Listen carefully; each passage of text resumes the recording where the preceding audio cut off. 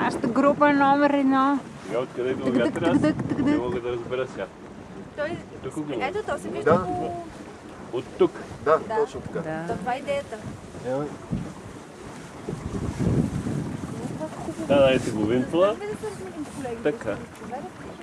Духа от към острова. Горе. И те се движат бързо обаче. Те в момента са... Пря вятър е, нещо... Нещо сега, какво трябва да направим, за да се усили? Нищо. Да духаме. Не, да изпееме на Лили Иванова ветрове. Давай. Ветрове. Защо спря?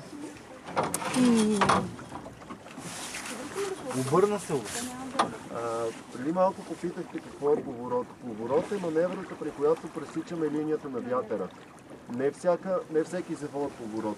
В момента може да завием надясно или наляво, без да направим поворот. Ето сега се получава... Ето сега завиваме. Сега завиваме, да. Ляво завиваме.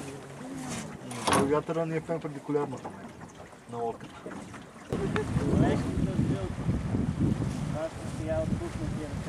А сега записва ли или не записва? Или с зелено? Горява ли долу? Или с червено? Даваме дясно команди. Даваме първоначално силни команди изразени. След това като се завърти леко ги вършим и започваме да ги поддържаме.